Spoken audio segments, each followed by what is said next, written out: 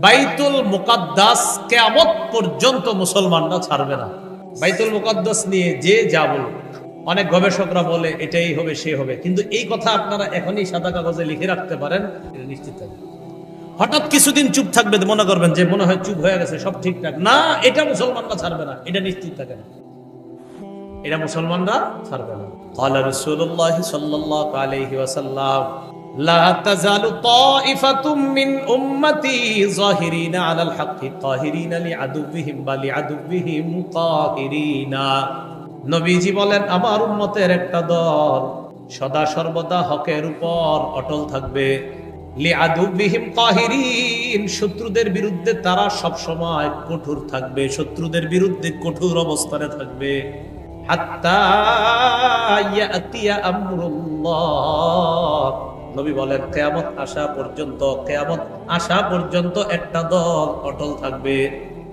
সাহাবীরা প্রশ্ন করলেন, ইয়া রাসূলুল্লাহ আইনাহুম, এরা কারা, কোথায় থাকবে? নবীজি বললেন, বাইতুল মুকাদ্দাস ওয়া আকনাফু বাইতুল মুকাদ্দাস, বাইতুল মুকাদ্দাস আর বাইতুল মুকাদ্দাসের আশেপাশে যারা, তারা কিয়ামত পর্যন্ত হকের উপর অটল থাকবে।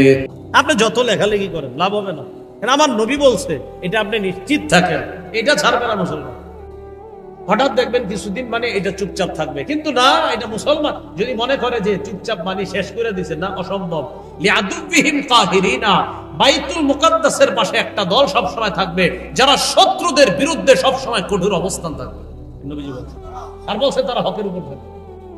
তো এই জন্য আমারে অনেকে বলে, আমি কই এগুলা ভুইলা টুইলা লাভ নাই, আপনাদের কয় ভাই জায়গায় বিশ্লেষকদের কথা শুনতেন, থত মিয়া, নবীজি তো বিশ্লেষণ করেই গেছে, আপনি বিশ্লেষণ করলে কি হবে?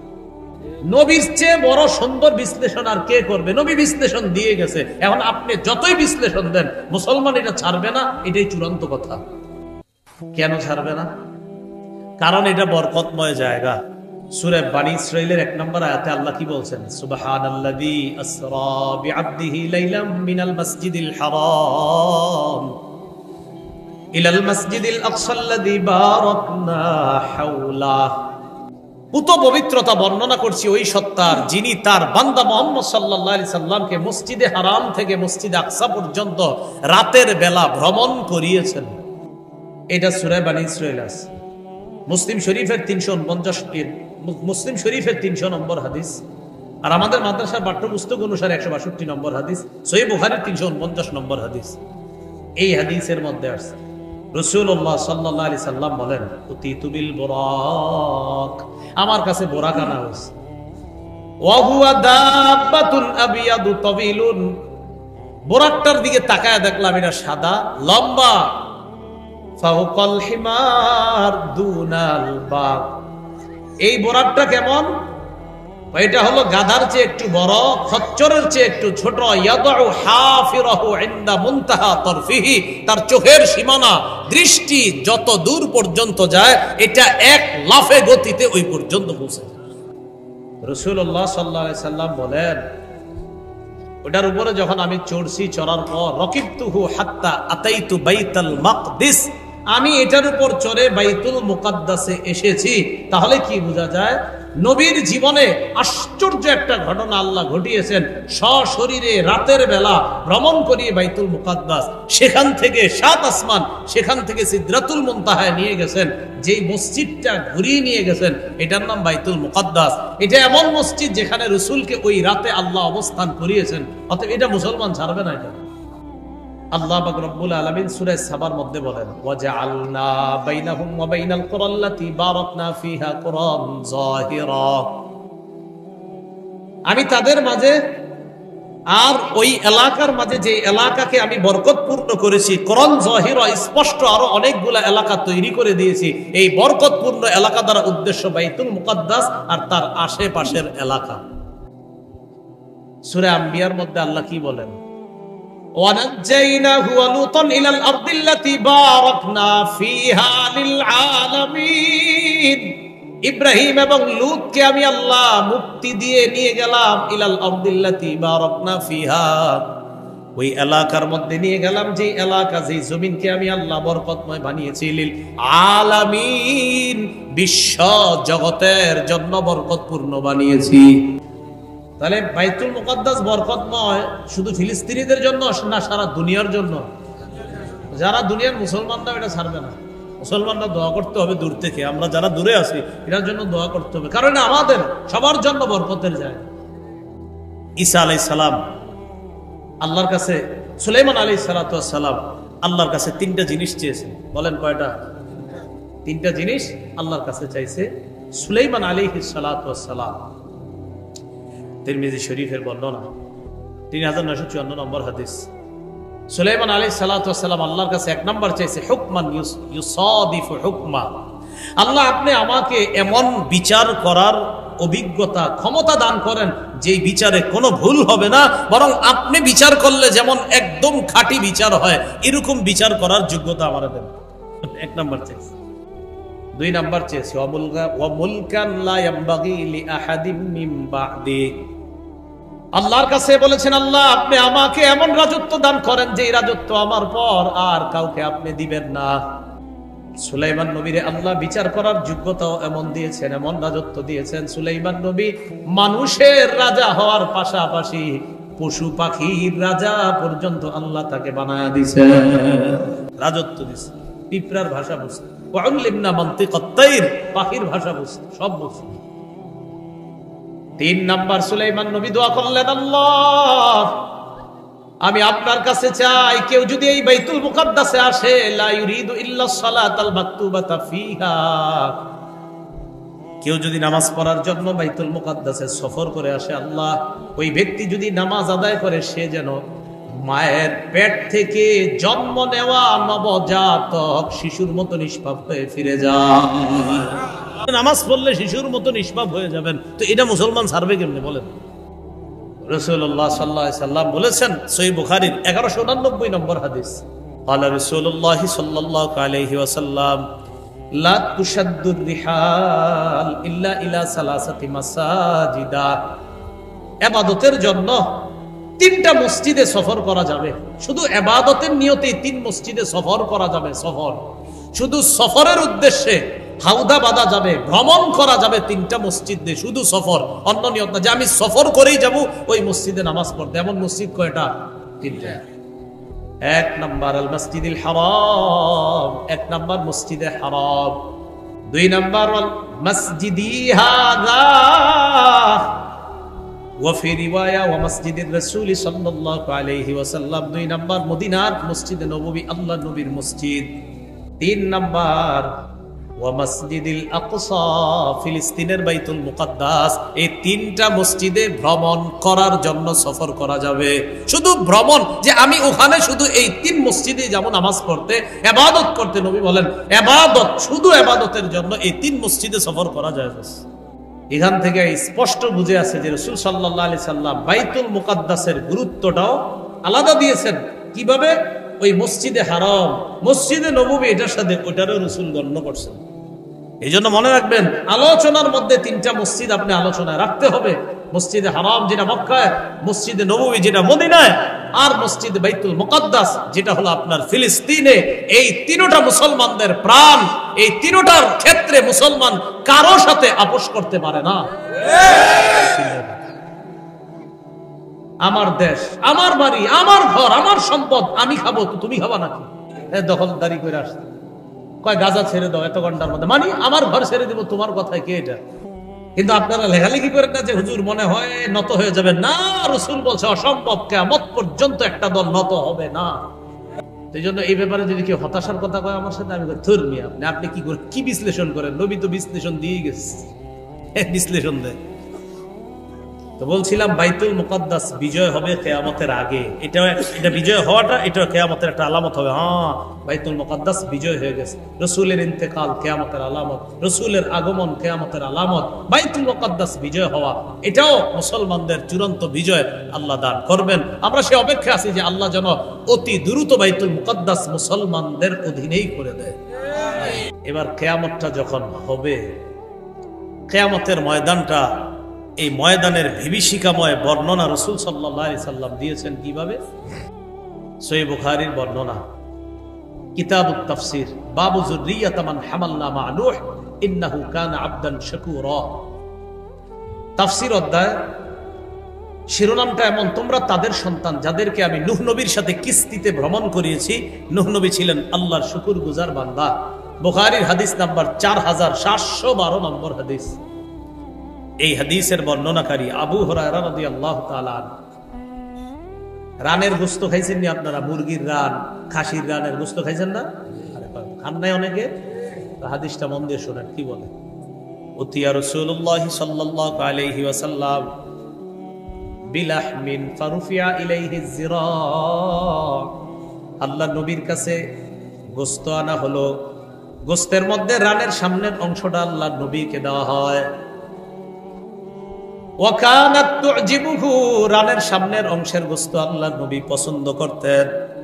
এখন থেকে যখন ফাস্টফুডের দোকানে গিয়ে চিকেন খাইবেন, রান্না খাওয়ার সময় নিয়তে খাইবেন যে নবীরা পছন্দ করতেন, তাই আমিও খাই, ঠিক আছে? ফানাহাশা মিনহা নাহশাতান, আল্লাহ নবী রানের মধ্যে একটা কামড় দিলেন, গোশতের রানে। কামড় দেওয়ার পর নবী বললেন, আনা সাইয়্যিদুন নাস ইয়াউমাল কিয়ামাহ, কিয়ামতের ময়দানে আমি মুহাম্মদ হব সমস্ত মানুষের নেতা, আমি সবার নেতা। ওয়াহাল তাদরুনা মিম্মা যালিকা, জানোনি এটা কিভাবে?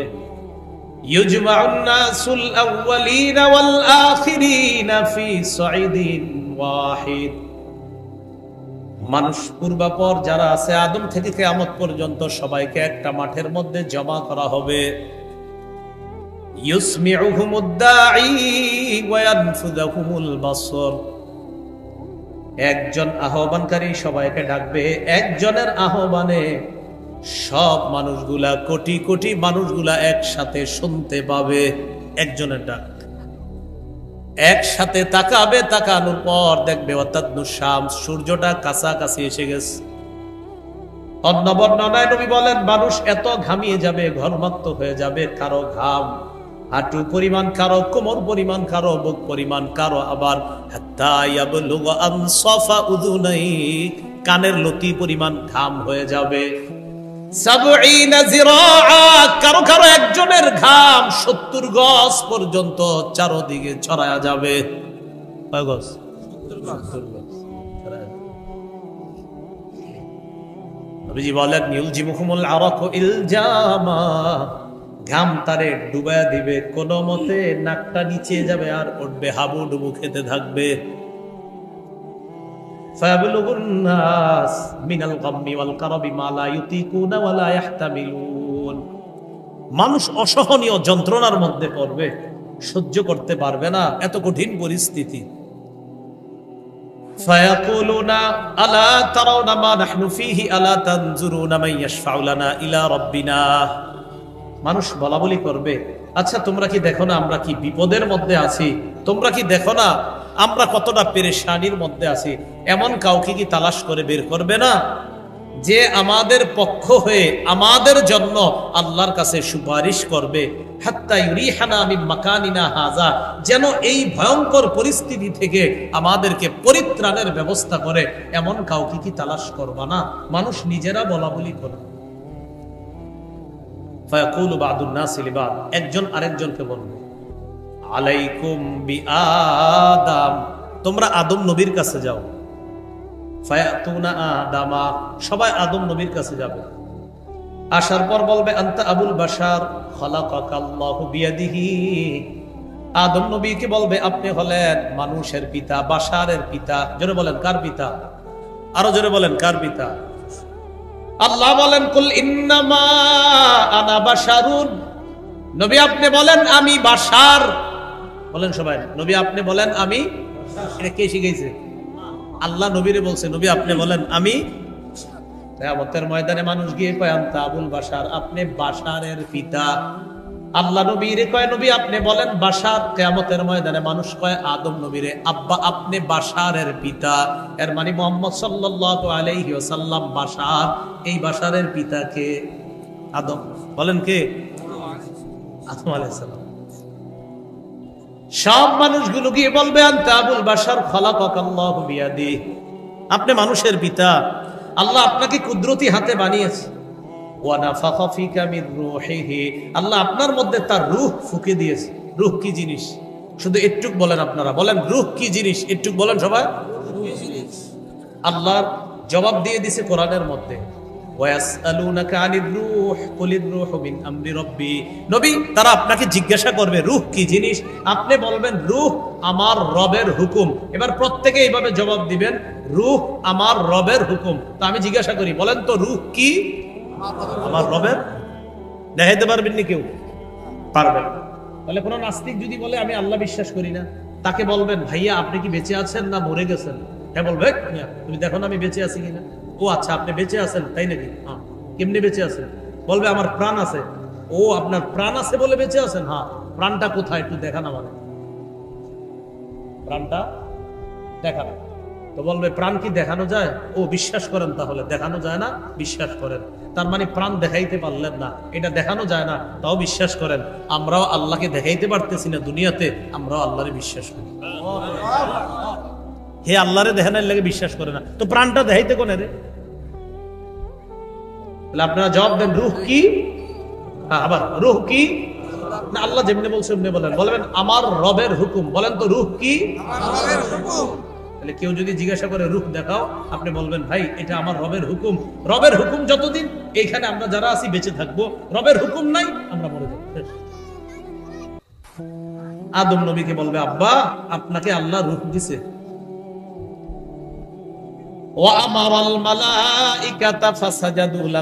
আপনারে বানানোর পর ফেরেশতাদেরকে বলছে আপনাকে সিজদা করার জন্য, তারা আপনাকে সিজদা করছে। আলা তারা ইলা মা নাহনু ফিহি ইশফা লানা ইলা রাব্বিকা। আব্বা আমরা কি বিপদের মধ্যে আছি, আপনি কি দেখেন না? আমাদের জন্য একটু রবের কাছে সুপারিশ করেন। আল্লাহ পাক রব্বুল আলামিনের নবী আদম নবী জবাব দিবেন, ইন্না রাব্বি ক্বাদ গাদিবাল ইয়াওমা গাদবা লাম ইয়াগদাব ক্বাবলাহু মিসলাহু ওয়া লা ইয়াগদাব বা'দাহু মিসলাহ। আহারে যদি পারেন এই বাংলাটা প্রতিদিন কয়েকবার মনে করবেন। আদম নবী যে বাক্যটা বলছে এটার বাংলা হলো এই। সন্তানদেরকে ডাক দিয়ে বলবে আজকে আমার রব এত রাগ করে আছে, আজকের মতো এত রাগ আগে কখনো করেনি, আজকের মতো এত রাগ ভবিষ্যতে কখনো করবে না। আদম নবী বলবে আজকে আমার রব এত রাগ করে আছে, আজকের মতো এত রাগ আগে কখনো করেনি, আজকের মতো এত রাগ ভবিষ্যতে করবে না। রব এতটা রাগ করে আছে আজকে, আমি তোমাদের জন্য সুপারিশ করতে পারবো না।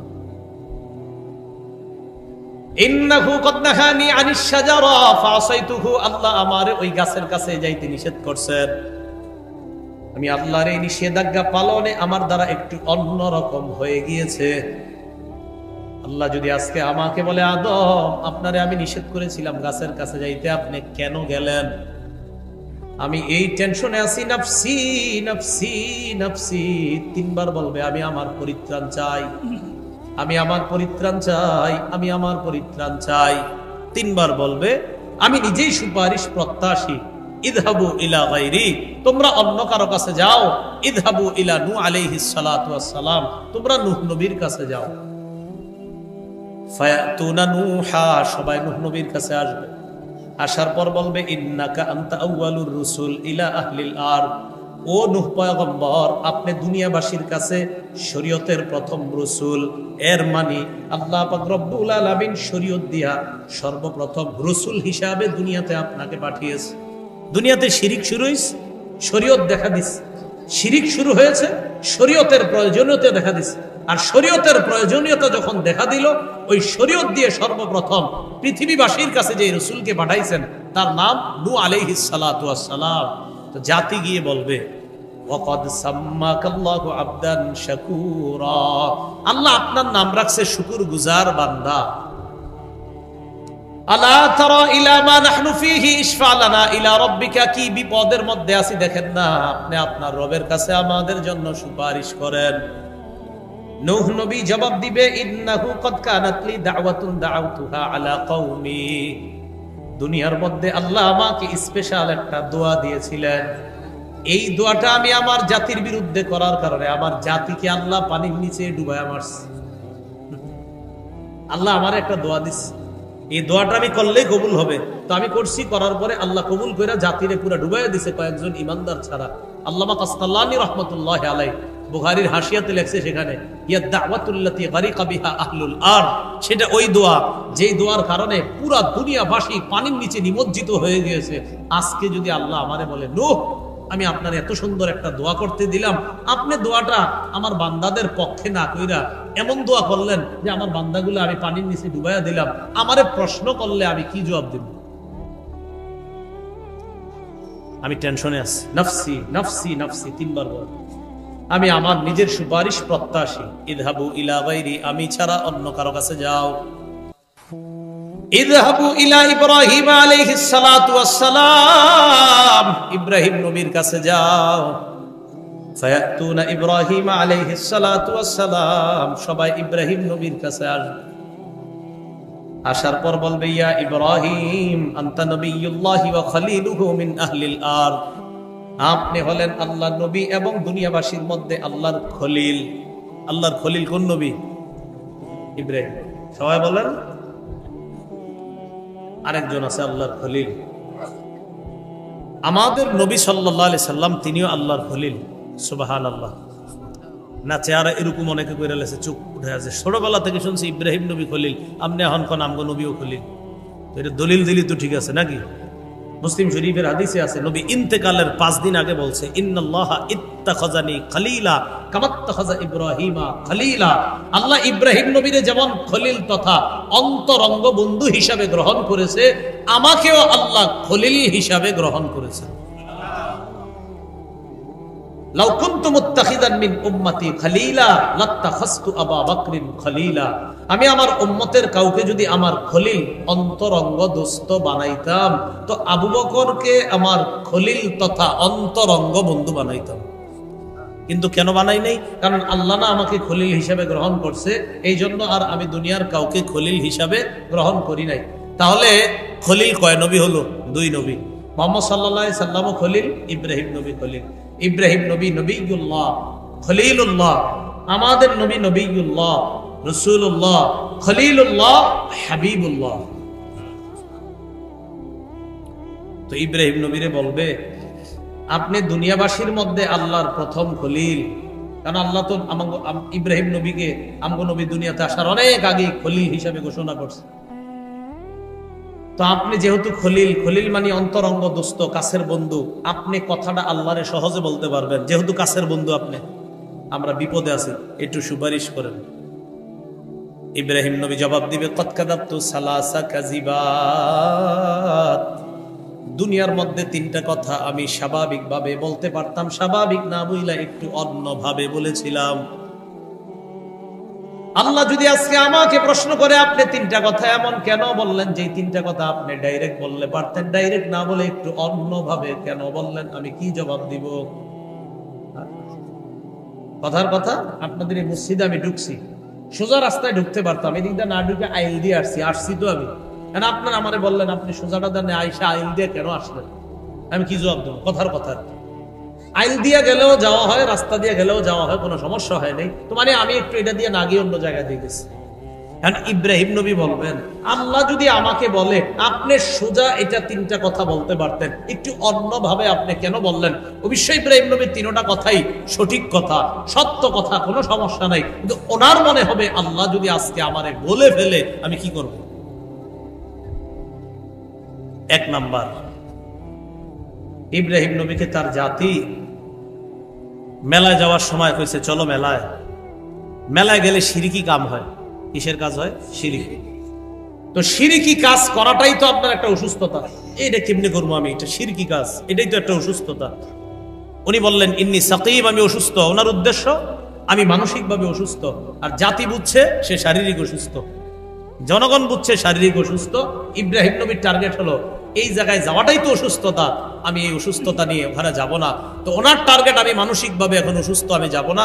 ওরা মনে করছে মনে হয় বাস্তবিক শারীরিক অসুস্থ।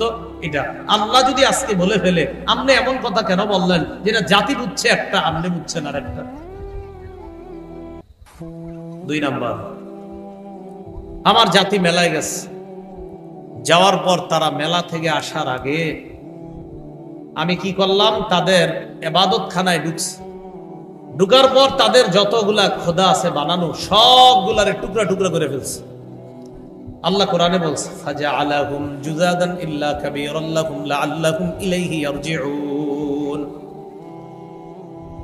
ইব্রাহিম নবী সবগুলা খোদা টুকরা টুকরা করে ফেললেন বড়টা ছাড়া, ইল্লা কাবীরান লাহুম বড়টা ছাড়া, লাআল্লাহুম ইলাইহি ইয়ারজিউন সবাই যেন মেলা থেকে এসে বড়টার কাছে প্রত্যাবর্তন করে ফিরে যায়।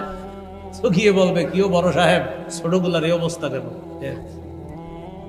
সবাই আসছে, আসার পর ওই ঘরে ঢুকছে, ঢুকার পর দেখে সবগুলা টুকরা টুকরা একটা ছাড়া। ক্বালু সামি'না ফাতাই ইয়াযকুরুহুম ইউকালু লাহু ইব্রাহিম। জনগণ বলা বলি করতে লাগলো ইব্রাহিম নামে একটা ছেলে আছে, এই ছেলেটাকে আমাদের খোদাদের সমালোচনা করতে শুনেছিলাম, আমাদের সন্দেহ হয় মনে হয় ছেলেটাই কাজ করছে। জনগণ বলল ফাতু বিহি আলা আয়ুনিন নাস লাআল্লাহুম ইয়াশহাদুন। ইব্রাহিমকে সবার সামনে আনো, যেন সবাই সাক্ষী থাকে, সবার সামনে আজকে তাকে জেরা করা হবে। ইব্রাহিম নবীকে ডাকছে, ডাকার পর বললেন আনতা ফালতা হাদা বিআলিহাতিনা ইয়া ইব্রাহিম। ইব্রাহিম এগুলা তুমি করছো, এই যে টুকরা টুকরা করছো? ইব্রাহিম নবী জবাব দিলেন বাল ফালাহু কাবীরুহুম হাযা।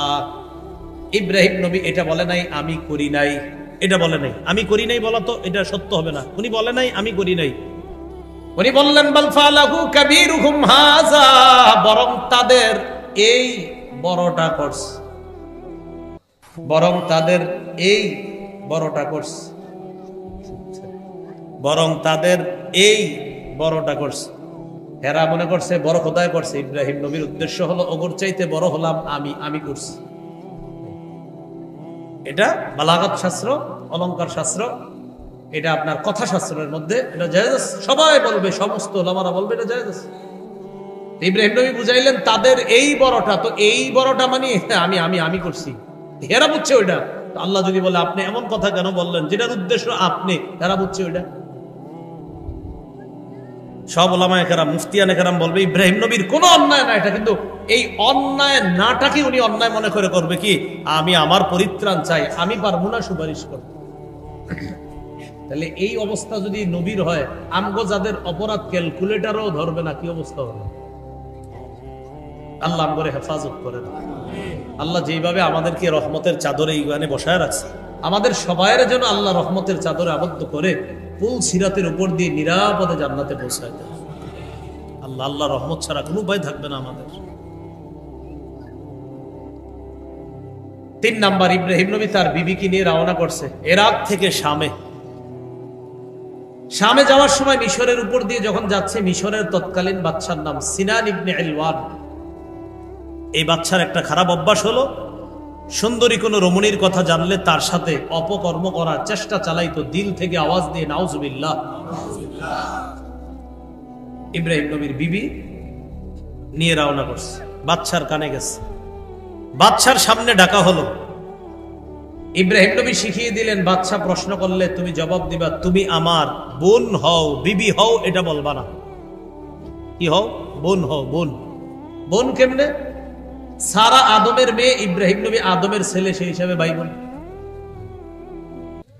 সারা আদমের মেয়ে, ইব্রাহিম নবী আদমের ছেলে, ভাই বোন। লম্পটের দুশ্চরিত্রর যে খারাপ চরিত্র, এই লম্পটের এই ভয়ঙ্কর কুচরিত্র থেকে বাঁচার জন্য নিজের বিবিরে সামান্য সময় এরকম বোন বলাটা, এটা সবাই বলবে এটা কোনো অপরাধ না, কিন্তু ইব্রাহিম নবীর মনে হবে আল্লাহ যদি বলে ফেলে আপনি কেন বিবিরে বলছেন বোন, আমি কি করব? নফসি নফসি নফসি, আমি আমার নিজের সুপারিশ প্রত্যাশী।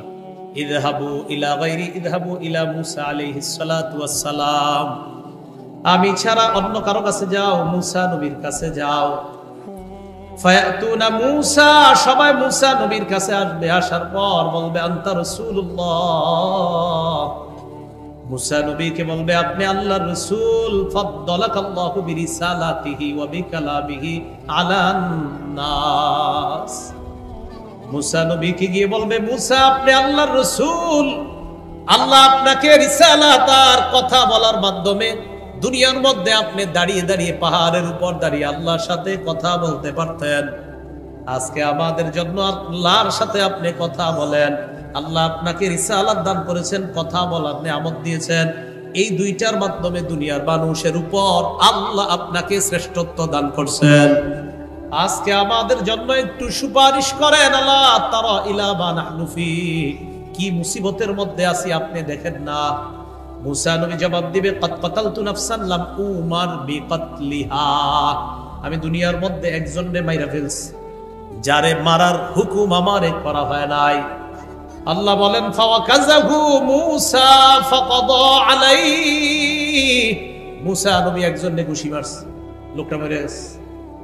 মারা যাওয়ার পর মুসা নবী বললেন, ক্বালা রাব্বি ইন্নী যালামতু নাফসি ফাগফিরলি ফাগফারা লা, আল্লাহ আমি নিজের উপর জুলুম করছি, আমারে তুমি মাফ করে দাও। আল্লাহ কোরআনে কয়, আমি আল্লাহ মুসাকে মাফ করে দিলাম। ফাগফারা লা, তিনি মুসাকে মাফ করে দিয়েছে। তো মাফ করলে তো আর কোনো কথাই নাই। কিন্তু মুসা নবী চিন্তায় পড়ে গেছে, যদি আজকে ওই ঘটনাটা আল্লাহ আবার স্মরণ করায় দেয়, চিন্তা করছেন, নাফসি নাফসি নাফসি, আমি আমার টেনশনে আছি, শুধু এই বিষয়টা নিয়ে আমি পেরেশানিতে আছি। ইযহাবু ইলা ঈসা ইলা গায়রি ইলা ঈসা, তোমরা আমি ছাড়া অন্য কারো কাছে যাও, ঈসা নবীর কাছে যাও। ফায়াতুনা ঈসা, সবাই ঈসা নবীর কাছে আসবে। আসার পর বলবে, আনতা রাসূলুল্লাহ ওয়া কালিমাতুহু আলকাহা ইলা মারইয়াম ওয়া রূহুম মিন, ঈসা নবীর বলবে, আপনি আল্লাহর রাসূল, আল্লাহর কালিমা, যে কালিমা আল্লাহ মারিয়ামের মধ্যে নিক্ষেপ করেছেন, মারিয়ামের পেট থেকে বাবা ছাড়া সন্তান হিসাবে দুনিয়াতে আপনাকে মানুষের সামনে প্রকাশ করে আল্লাহ তার কুদরতের পরিচয় দিয়ে দিয়েছেন। বাপ ছাড়া যে মানুষ বানাইতে পারে আল্লাহ এটা দেখায় দিয়েছে। এখন এই জায়গায় প্রশ্ন, আবার ঈসা নবী কিসের তৈরি? এখানে প্রশ্ন কি, ঈসা নবী? ঈসা নবীর তো আব্বা নাই। একটু আগে আমরা বললাম আবুল বাশার, আদম নবী, তো বাশারের আব্বা হলো আদম।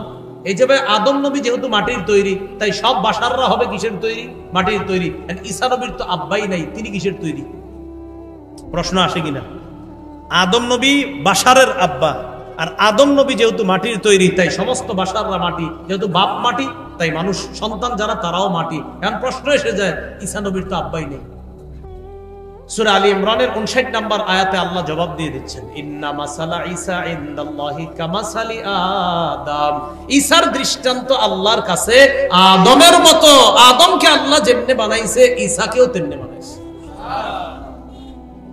মানুষ মানি মাটির তৈরি, এই জায়গায় ধনন মদনের কোনো সুযোগ নাই, এই সেই এদিক সেদিক অমক তমক কোনো সুযোগ নাই। মানুষ মানি মাটির তৈরি, বাস খালাস। আর মানুষকে মাটি বলাটাই সম্মান, মাটি না বলাটা সম্মান না, এটা মনে রাখবেন। মানুষকে কি বলা সম্মান? হ্যাঁ, মাটি বলা সম্মান। এই জন্য এটা মাথায় রাখতে হবে।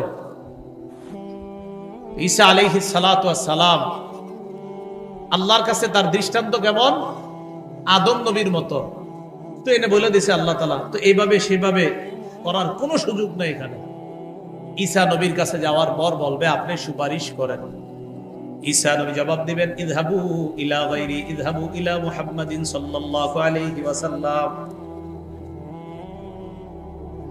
ঈসা নবী বলবে, আমি ছাড়া অন্য কারো কাছে যাও, মুহাম্মদ সাল্লাল্লাহু আলাইহি ওয়াসাল্লামের কাছে যাও। কদ গুফিরা লাকুম মা তাকদ্দামা মিন যামবিহি ওয়া মা তাআখার, তার আগে পরের কোনো গুনাহ নাই। সব মানুষগুলা ঈসা নবীর কাছে যাবে। যাওয়ার পর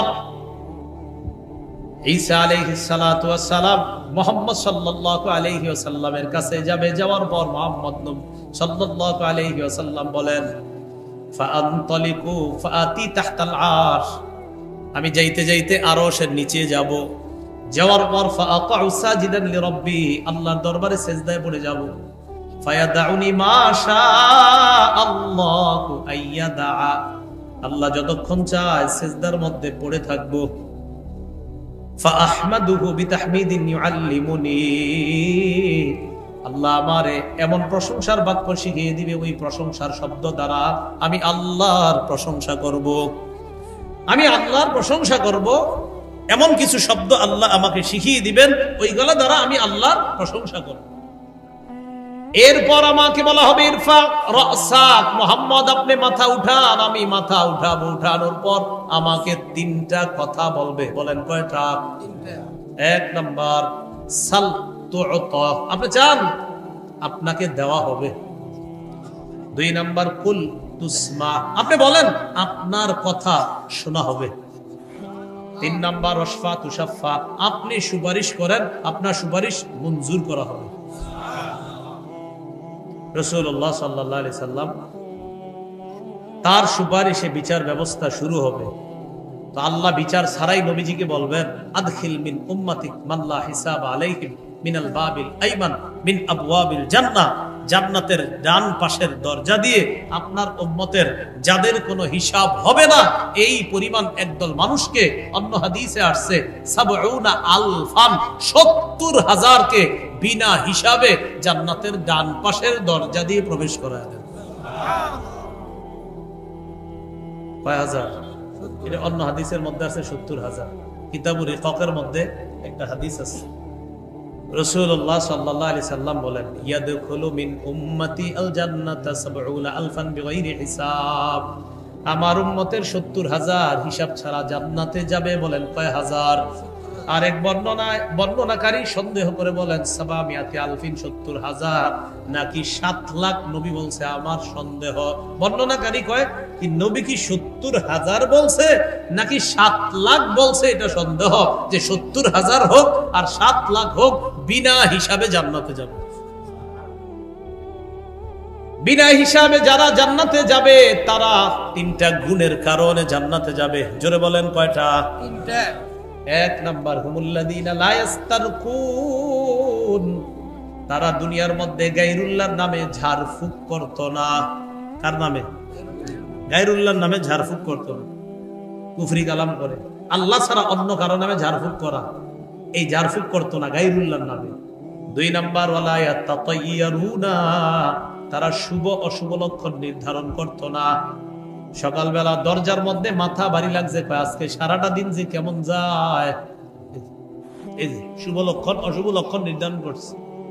বাসে সকালবেলা ভারী লাগছে, আজকে সারাদিন খবর আছে, অশুভ লক্ষণ নির্ধারণ করছে। একজনের সাথে সকালবেলা ধাক্কা লাগছে, ও তোর সাথে ধাক্কা লাগছে, ওইসে আজকে আমার, এই অশুভ লক্ষণ নির্ধারণ করছে। এটা সকালবেলা দোকানদারের কাছে আসছে, আইসা কয়েক 1 কেজি পোলার চাউল দেন, বাড়িতে মেহমান আসছে, তো দিস দেওয়ার পর পকেটে হাত দিয়ে ভাই টাকাটা আনতে ভুলে গেছে, দূরে নিয়ে আসতেছে, বা টাকা আনেন নাই, কয় না, এই তো আপনি শুরুতে বাকি নিলেন, সারাটা দিন আজকে খারাপ যায়।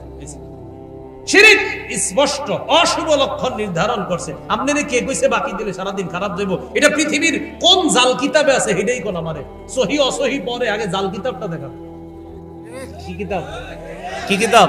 জাল। জাল জালও লেখা থাকে, অনেক অনেক জাল বর্ণনা লেখা থাকে। এই জাল বর্ণনাটাই লেখা দেখা, যেটা সহি দঈফ তো প্রশ্নই আসে না। জাল, জালে যে লেখা আছে, কোত্থেকে যে এগুলা পায় আল্লাহ। শুভ অশুভ লক্ষণ নির্ধারণ করত না, 2 নাম্বার। 3 নাম্বার ওয়া আলা রাব্বিহিম ইয়াতাওয়াক্কালুন, তারা আল্লাহর উপর ভরসা করত। সুবহানাল্লাহ। তাহলে কয় গুণ? 3 গুণ। 1 নাম্বার লা ইস্তারকুনা, গায়রুল্লাহর নামে ঝাড়ফুঁক করত না। 2 নাম্বার ওয়ালা ইয়াতাতায়্যারুনা, শুভ অশুভ লক্ষণ নির্ধারণ করত না। 3 নাম্বার আলা রাব্বিহিম ইয়াতাওয়াক্কালুন, এরা আল্লাহর উপর ভরসা করত। এই 3টা স্পেশাল গুণের কারণে বিনা হিসাবে তাদের ঠিকানা জান্নাত। এর মানে আপনারা আবার এই 3টা থেকে বিরত থাকলেন। কথার কথা, আপনি ঝাড়ফুঁক গায়রুল্লাহর নামে ঝাড়ফুঁক করলেন না, আপনি সব শুভ অশুভ লক্ষণ নির্ধারণ করলেন না, আর আল্লাহর উপরে ভরসা, সব ঠিক আছে, আবার 5 ওয়াক্ত নামাজ পড়েন না, এরকম না। কিন্তু বিষয়টা সব ঠিক থাকতে হবে, ঠিক রাইখা এগুলা আপনি আর কি বেঁচে আছেন এগুলা থেকে। বিষয়টা হলো এই, আল্লাহ বুঝার তৌফিক দান করেন। রাসূলুল্লাহ সাল্লাল্লাহু আলাইহি ওয়াসাল্লাম বলেন, ডান পাশের দরজাটা দিয়ে যে উম্মত যাবে, দরজার কপাট কত বড় জানো? আল্লাযী নাফসি বিয়াদিহি, আল্লাহর শপথ, আন্নামা বাইনাল মিসরাইনি মিন মাসারি'i আবওয়াবিল জান্নাহ, জান্নাতের একটা দরজার 2 পাশের কপাটের দূরত্ব কামা বাইনা মক্কা ওয়া হিমিয়ার, মক্কা আর ইয়ামানের সনআ এর দূরত্ব যত, মক্কা অথবা বসরা যেই পরিমাণ দূরে, জান্নাতের একটা দরজার 2 কপাটের দূরত্বই পরিমাণ। আহারে অন্য দিক দিয়ে রাসূল অন্য বর্ণনায় বলেন ইন্নামা বাইনা মানকাবাইল কাফির, কাফেরের দুই কাঁধের দূরত্ব, কাফেরের দুই কাঁধের দূরত্ব মাসিরাতু সালাসাতি আইয়াম লিররাকিবিল মুসরিঈ, একজন দ্রুতগামী ঘোড়সওয়ার ঘোড়া চালায়া 3 দিনে যেই পরিমাণ দূরে যেতে পারবে, একটা কাফেরের দুই কাঁধের দুই পাশের দূরত্ব এই পরিমাণ। কাঁধ এক পাশ থেকে আরেক পাশ, একটা ঘোড়া দ্রুত চালায়া একজন দ্রুত অশ্বারোহী যেই পরিমাণ দূরে 3 দিন যাইতে পারবে, কাফেরের দুই কাঁধের দূরত্ব এই পরিমাণ। এজন্য এটা মনে করার কোনো সুযোগ নাই যে এই ছোট্ট শরীরে মনে হয় আযাব হবে, না না না না, শরীর তো বিশাল বড় হবে, কঠিন হবে। আল্লাহ আমাদেরকে হেফাজত করেন। বিচার শুরু হয়ে গেছে। বিচার যখন করবে আল্লাহ পাক রব্বুল আলামিন, বিচার করার পর এক পর্যায়ে জান্নাতের জান্নাতীদেরকে জান্নাত দিবে, জাহান্নামীদেরকে জাহান্নাম। সহিহ বুখারী 6573 6571 দুনো বর্ণনা আছে। সবাইকে ফয়সালা করার পর আল্লাহ এবার ইচ্ছা করবেন যেই ইমানদারগুলোরে জাহান্নামে দিছে কিছু কিছু অপরাধের কারণে, এদেরকে সরিষার দানা পরিমাণ ঈমানও যদি থাকে, আল্লাহ তাদেরকে বের করার ইচ্ছা করছেন। ফেরেশতাদেরকে বলবে যাও বের করে নিয়ে আসো, যাদের অন্তরে সরিষার দানা পরিমাণ ঈমান। ফেরেশতারা যাবে। প্রশ্ন এসে যায়, হুজুর চিনবো কিভাবে যে এরা যে ঈমানদার? কারণ শাস্তি তো হইতাছে বিভিন্ন শ্রেণীর, এরাই যে ঈমানদার চিনবে কেমনে? হাদিসে আসছে বিআলামাতি আসারিস সুজুদ, ঈমানদারের কপালে সেজদার চিহ্নটা দেখে ফেরেশতারা চিনবে এটা ঈমানদার। নামাজ ছাড়েন না, আয়াত ধরে বলি, নামাজ ছাড়েন না। দুনিয়া একদিকে, নামাজ আরেকদিকে। পুরা দুনিয়া আপনারে বলবে এদিকে আসো, কথা আছে। আপনি বলবেন নামাজ পড়ে আসি, পরে কথাটা শুনবো। ঠিক আছে না? ইনশাআল্লাহ। দেখছেন একটা সেজদার কত দাম হয়ে যায়। বুখারীতে রাসূল বলেন ইন্নাল্লাহ হারামা আলান নার আন তাকুলা মিন ইবনি আদম আসারাস সুজুদ, আল্লাহ আগুনের উপর হারাম করে দিয়েছেন, আগুন আমার বান্দাদের মধ্যে আদম সন্তান যারা, এই আদম সন্তানের সেজদার স্থানটা খাওয়া আমি তোমার জন্য হারাম করে দিলাম। তাহলে ঈমানদার পূর্বে, কিন্তু ওর সেজদার স্থানটা পূর্বে না। তো ফেরেশতারা বের করবে যখন, কদ উনতহিশু ওয়া আদু হুমামা, কয়লার মতো কালো হয়ে গেছে। এন কালো মানুষ কি জান্নাত দিবনি আল্লাহ? কালো জান্নাত দিবে না? মানে আপনারা আবার এত মানে একদম কয়লার মতো কালো, আর কি একদম কয়লার মতো কালো। এদেরকে কি করবে? ইউলকাউনা ফি নাহরিল হায়াত, সঞ্জীবনী নদী, জীবন দানকারী নদীর মধ্যে ডুবাবে। ইয়ামবুতুনা কানাবাতিল হিব্বাতি ফি হামিলিস সাইল, নদীর স্রোতের মধ্যে আবর্জনায় যেমন উদ্ভিদ খুব সুন্দর সজীব হয়ে ওঠে, এরা ওই নদীতে গোসলের পর এমন সুন্দর সজীব হয়ে যাবে।